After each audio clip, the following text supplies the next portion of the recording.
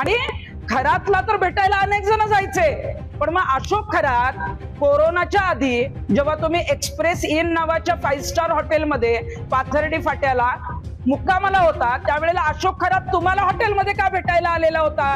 नाशिकमधील स्वयंघोषित कॅप्टन अशोक खरात याच्या कथित काळ्या कारणाम्यांमुळे संपूर्ण महाराष्ट्रात खळबळ उडाली आहे। या प्रकरणाला आता आणखी राजकीय वळण मिळालं असून नीलम गोरे यांचं खरात कनेक्शन समोर आलंय।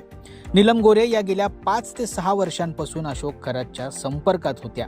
आमदारकी आणि मंत्रिपदाच्या राजकीय फायद्यासाठी त्याला वारंवार भेटत होत्या असा दावा तृप्ती देसाई यांनी केलाय। कॅप्टन मी आमदार कधी होणार या प्रश्नाचं उत्तर मिळवण्यासाठीच गोरे या खरातकडे जात होत्या असा थेट आरोप देसाई यांनी केलाय। नाशिकच्या कॉलेज रोडवरील खरातच्या कार्यालयात त्या अनेक वेळा गेल्याचंही सांगितलं जातंय। याच ठिकाणी महिलांवर अत्याचार झाल्याचे आरोप आहेत, त्यामुळे या भेटींवर आता प्रश्नचिन्ह उपस्थित होतोय। तसंच पाथर्डी आणि एक्सप्रेस इन हॉटेलमध्येही दोघांची भेट झाल्याचा दावा करण्यात येतोय। त्या भेटीमागे आर्थिक व्यवहार होते का की आणखी काही कारण होतं असा सवाल देसाई यांनी उपस्थित केलाय। ते मध्ये त्या महिला आमदार आहेत, ज्या विधान परिषदेच्या उपसभापती आहेत, नीलमताई गोरे या ज्या आहेत त्या 6 ते 7 वर्षापासून अशोक खरातच्या भक्त आहेत आणि अशोक खरातला जे आहे ते आमदारकी मिळावी म्हणूनही त्या कॉलेज रोडच्या ऑफिसमध्ये भेटायला गेलेल्या होत्या। जेव्हा त्यांना मंत्रिपद पाहिजे होतं आणि ते मंत्रिपद मिळावं ते भविष्य बघण्यासाठी सुद्धा कॉलेज रोडच्या खरातच्या ऑफिसमध्ये नीलम गोरे ज्या आहेत त्या तिथं पोचलेल्या होत्या। आणि कोरोनाच्या काळाच्या आधी जे आहे ते एक्सप्रेस इन नावाचं जे नाशिक मध्ये पाथर्डी फाट्याला हॉटेल आहे, तर तिथे नीलम गोरे मुक्कामाला होत्या आणि त्या मुक्कामाला असताना अशोक खरात एक्सप्रेस इन नावाच्या हॉटेलमध्ये नीलम गोरे यांना त्यांचं भविष्य सांगण्यासाठी भेटायला गेलेला होता। म्हणजे हे प्रकरण बाहेर आल्यापासून अनेक जण या प्रकरणात बोलत नव्हते। त्यात सगळ्यात महत्वाचा चेहरा होता तो नीलमताई गोरेंचा, कारण नीलम गोरेंना आपण बघितलेलं आहे की अगदी छोटी प्रकरणं जरी असली आणि त्या संदर्भामध्ये प्रेस नोट काढणं, त्याविषयी जाहीरपणे बोलणं हे जे आहे त्या दरवेळी करत असतात। अख्खं अधिवेशन झालं, त्या उपसभापती म्हणून तिथं आहेत। महिलांच्या चा मुद्दा आला तरी नीलमताई ज्या आहेत त्या तिथं पीडितेला भेटायला जातात।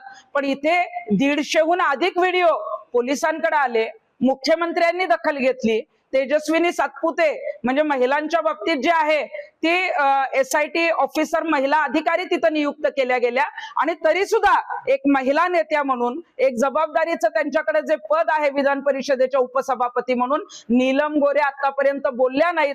का बोलल्या नाहीत? कारण अशोक खरातचा संबंध जो आहे तो नीलम गोरेंशी आहे। नीलम गोरे त्यांना भविष्य दाखवायला जायच्या। या 3 भेटी ज्या मी सांगितल्या आहेत, या भेटीमध्ये नीलम गोरे यांच्या बरोबर जे तिथं उपस्थित होते त्यांनीच मला ही माहिती जी आहे ती पुण्यामध्ये येऊन दिलेली आहे। आणि आमची अशी इच्छा होती की नीलम गोरे या स्पष्ट वक्त्या आहेत, जेव्हा हे प्रकरण बाहेर आलं त्यावेळेला त्यांनी हे सगळं सांगायला पाहिजे होतं। आणि खरातला तर भेटायला अनेक जण जायचे, पण मग अशोक खरात कोरोनाच्या आधी जेव्हा तुम्ही एक्सप्रेस इन नावाच्या 5 स्टार हॉटेलमध्ये पाथर्डी फाट्याला मुक्कामाला होता, त्यावेळेला अशोक खरात तुम्हाला हॉटेलमध्ये का भेटायला आलेला होता?